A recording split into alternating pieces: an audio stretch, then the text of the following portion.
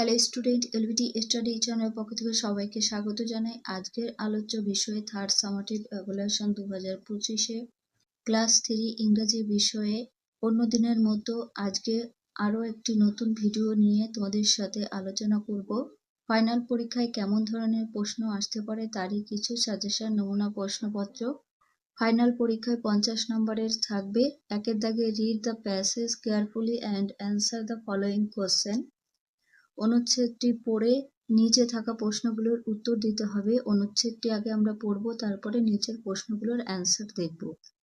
অনুচ্ছেদটি যদি ভালো করে পড়ে বুঝতে পারো তাহলে এই কোশ্চেনগুলোর উত্তর করতে অসুবিধা হবে না। There was an old mango tree in a farmer's garden. একটা কৃষকের এক বাগানে একটি পুরনো আম গাছ ছিল। It was very old. সেটি ছিল খুবই পুরনো। So it stopped bearing fruits. তাই এটা আর আগের মতো আম ধরতে দেখা যায় না, অর্থাৎ আগের মতো আর আম হয় না। It only gave shelter to the sparrow butterflies and squirrels. এটি কেবলমাত্র স্পাইরো প্রজাপতি এবং কাঠবিড়ালিদের আশ্রয় দিয়েছে। The tree was completely useless to the farmer. এই গাছটি কৃষকের কাছে সম্পূর্ণভাবে অকেজ হয়ে গেছিল। One day he decided to cut down the tree. একদিন এই কৃষকটি সিদ্ধান্ত নিয়েছিল গাছটিকে কেটে ফেলবে। So he took a sharp axe and struck at the trunk of a tree. সুতরাং তাই সে কি করলো, একটি ধারালো কুঠার নিয়ে এসে গাছের গায়ে আঘাত করলো। এবার আমরা পরপর কোশ্চেনগুলো দেখে নেব। এতে অ্যান্সার দ্য ফলোয়িং কোশ্চেন, প্রশ্নগুলোর উত্তর দাও। 1 নাম্বার করে থাকবে। এতে why did the mango tree stop bearing fruits? আম গাছে ফল ধরা বন্ধ হয়ে গেল কেন?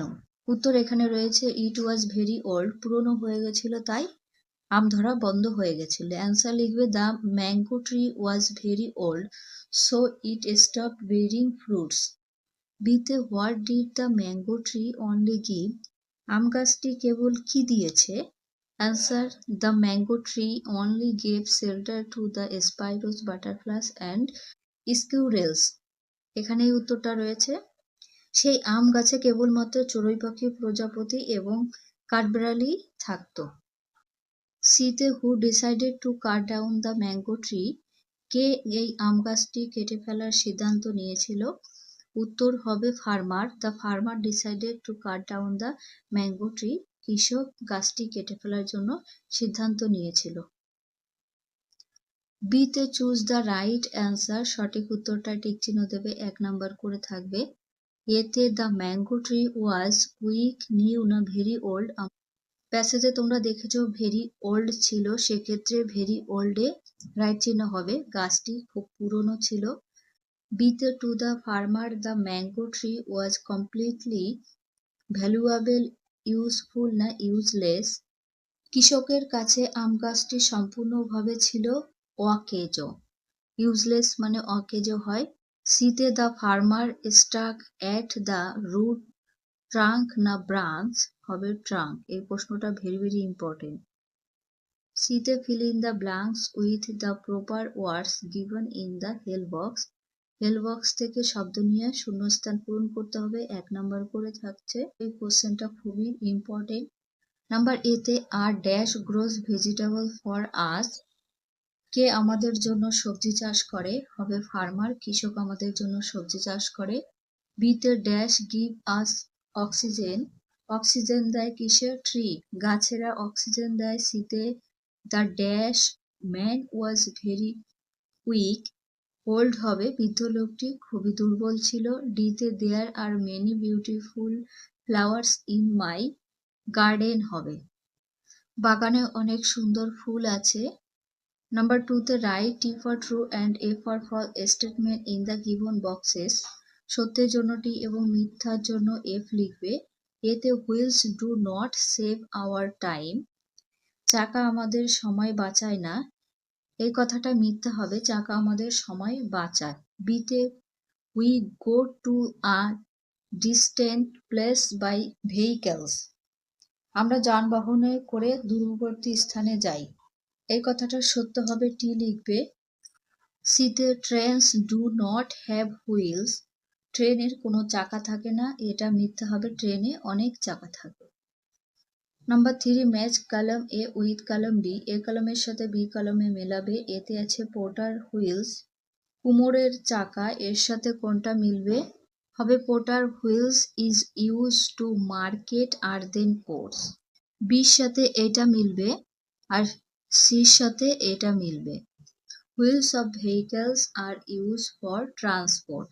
নাম্বার 4 এ write who am I, 1 number করে থাকবে আমি কে, সেটা লিখবে আইডেন্টিফাই করে। এতে I am made of a wood, এই কোশ্চেনটাও খুবই ইম্পর্টেন্ট, প্রত্যেকটা মডেল কোশ্চেনে রয়েছে। আমি কাঠের তৈরি। আই হ্যাভ নো প্রোপালার্স, আমার কোনো চালক নেই। আই অ্যাম আ বোট হবে আমি নৌকা। বিতে আই হ্যাভ নো রুফ, আমার কোনো ছাদ নেই। আই ক্যারি হেভি গুডস, আমি ভারী জিনিসপত্র বহন করি। I am a vessel. 5 A fill in the blanks with describing words from the help box. 1 is done for you, একটা করে দেখিয়েছে, 1 নাম্বার করে থাকবে। হেল্প বক্সে এখানে দেওয়া রয়েছে, দেখো। হট টি গরম চা, ম্যাঙ্গো আছে সুইট হবে সুইট ম্যাঙ্গো, মিষ্টি আম। স্কাই আকাশের রং কি হয়? ব্লু, সেক্ষেত্রে ব্লু নেবে, ব্লু স্কাই। নীল আকাশ। ডিতে লিভ আছে, গ্রিন হবে গ্রিন লিভ, সবুজ পাতা। ফ্লাওয়ার বিউটিফুল হবে বিউটিফুল ফ্লাওয়ার, সুন্দর ফুল। গাল আছে, টল হবে টল গাল, লম্বা মেয়ে। নাম্বার 6 এ write the opposite word of the following words, half number করে থাকবে। অপোজিট বলতে বোঝায় বিপরীত শব্দ। এতে ড্রাই শুকনো, এর অপোজিট ওয়েট ভেজা। বিতে রাইপ পাকা, এর অপোজিট হবে গ্রিন সবুজ। সিতে টপ, টপ বলতে বোঝায় উপরে, এর অপোজিট হবে বটম নিচে। ডিতে লিটিল ছোট, অপোজিট হবে লার্জ বড়। ইতে স্মল, এখানেও ছোট বোঝায় আর হবে বিগ বড়। এফে লং, লং বলতে বোঝায় দীর্ঘ বা লম্বা, এর অপোজিট হবে শর্ট ছোট। জিতে আপ উপরে, ডাউন নিচে। এইচ এ ডার্টি কথার অর্থ হয় নোংরা, এর অপোজিট ওয়ার্ড হবে ক্লিন পরিষ্কার। 7 এ fill in the blanks with the appropriate forms of the given doing words, 1 number করে থাকবে। এই শব্দগুলো নিয়ে শূন্যস্থানটা পূরণ করতে হবে। এতে দ্য স্টুডেন্ট, স্টপ আছে স্টপড হবে shouting when the teacher এন্টারেড the class, শিক্ষক ক্লাসে প্রবেশ করলেই ছাত্ররা কি করলো? চিৎকার করা থামলো। বিতে every day they played in the evening, প্রতিদিন তারা সন্ধ্যাবেলায় কি করে? খেলা করে। সিতে লাস্ট নাইট দ্য ওয়াচ আছে, ওয়াচ ইডি যোগ করলে হয়ে যাবে আ মুভি, গত রাতে তারা একটা সিনেমা দেখেছে। ডিতে ইয়েস্টারডে হি টক আছে, টকড দেবে টু মি, গতকাল সে আমার সাথে কথা বলেছে। ইতে শি ড্যান্স আছে, এখানে ড্যান্সেস ভেরি ওয়েল, সে খুব ভালো নাচে। এইটে rearrange the words two from meaningful sentence, 1 number করে থাকবে। এলোমেলো রয়েছে, এটাকে সাজিয়ে একটা অর্থপূর্ণ সেন্টেন্স করতে হবে। এতে এটা সাজালে কি হবে? আই রাইড আ বাইসাইকেল, আমি সাইকেল চালাই।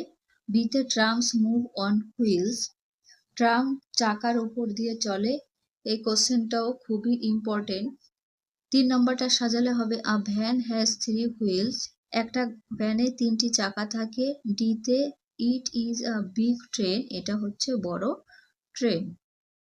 তারপর 9 এ write two word is beginning with the following letters clusters, 1 is done for you, একটা করে দেখিয়েছে, 1 নাম্বার করে থাকছে। এখানে বোঝাচ্ছে, দেখো এফ আর আছে, এই এফ আর দিয়ে তোমাদের দুটো করে শব্দ লিখতে হবে। দেখো যেমন এফ আর দিয়ে হয় ফ্রুট ফল, আর ফ্রগ হয় ব্যাঙ, ঠিক তেমন ভাবে আমিও কিছু লিখে দিয়েছি। বিতে টি আর দিয়ে ট্রি হয় গাছ, আর হতে পারে ট্রেন, ট্রাম হতে পারে। সিতে সিএল দিয়ে ক্লিন আর ক্লক লিখেছি, ক্লিন কথার অর্থ পরিষ্কার করা, ক্লক ঘড়ি। ডিতে এসপি দিয়ে স্টপ আর স্প্রিং, স্টপ মানে থামা, স্প্রিং মানে বসন্তকাল। ইতে এস এইচ দিয়ে শব্দ বানাতে হবে। শিপ, ভেড়া, শু, জুতা।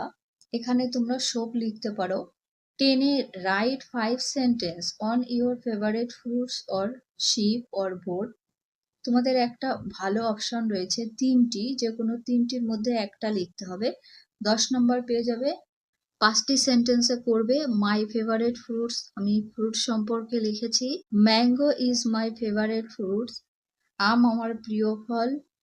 Mango is a very tasty fruits, আম একটি অত্যন্ত সুস্বাদু ফল। It is the national fruit of India, এটি ভারতের জাতীয় ফল। 4 নম্বরে it is the king of all fruits, এটি সমস্ত ফলের মধ্যে সবচেয়ে ভালো। It comes in the summer season, এটি গ্রীষ্মকালে হয়। এই ছিল তৃতীয় শ্রেণীর সাজেশন প্রশ্নপত্র। তোমরা এগুলো প্র্যাকটিস করো, পরীক্ষায় এই প্রশ্নপত্রের থেকে কতগুলো তোমাদের কমন আসে এটা কমেন্টে আমাকে বলবে।